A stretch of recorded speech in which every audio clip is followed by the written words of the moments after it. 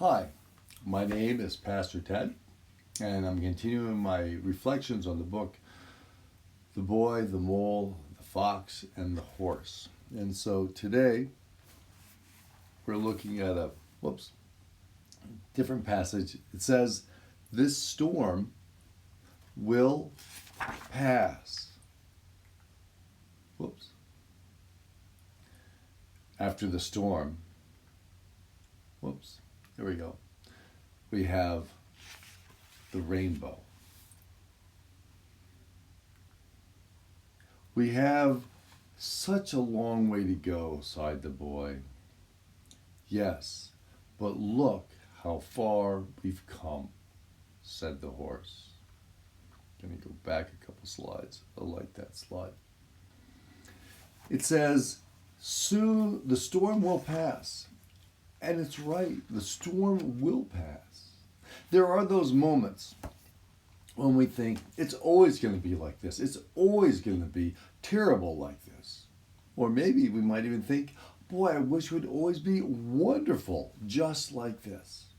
The storm passing and moving allows us to experience the transient nature of life. Allows us to experience impermanence, that life is in motion. And yes, what I'm experiencing now will pass. Everything arises, endures, and passes. Everything. Everything does. This thought, this moment, this emotion, this lousy experience will arise, endure, and pass.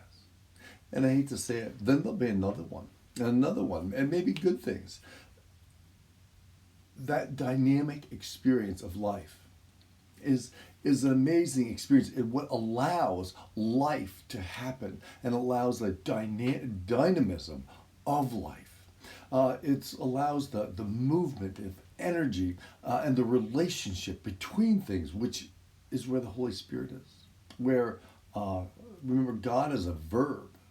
God is not a noun. God is in and about and through relationship. And so his Trinity is that dynamic relationship of giving and receiving love. That's where it all happens, in that experience of transience, in that experience of impermanence, in the movement of life. So we only end up with problems when we think it's always going to be this way. And we cling to that experience. Or we reject that experience. In both those sorts of experiences, we are not in the flow of life. We're not in the flow of the Spirit. We're trying to hold on to it. We're trying to get rid of it as it is versus allowing it to move and flow. And when we do that, when we reject or we hold on to it, we experience suffering. And so then they say, we've got a long way to go. And life is a journey, and it feels like we have a long way to go. And I'm one of those people who really just wants to get there.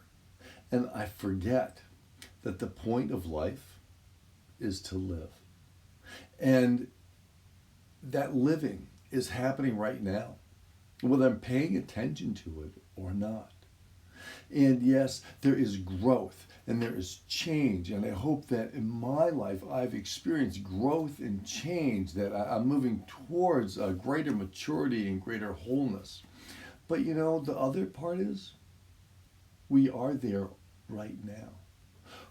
We are where we need to be right now. And God is right here in our midst as life is right now. So in some ways, they're wrong. There's no place to go except for here.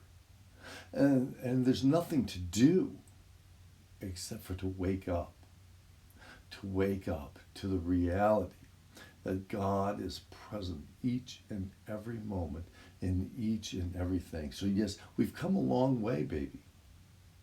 And it seems like we have a long way to go. But the point is not to get there, because there's nowhere to get. The point is to be on the journey and enjoy and experience each moment, to experience the love and joy and wonder and awe, but also to experience the pain and difficulty, because that is part of the experience of living in life. So let us wake up to this wonderful experience that we have of living and life, and be in the dynamic reciprocity of love, and be in that dynamic experience where we can experience God's presence in each and every blessing, and even in each and every difficulty.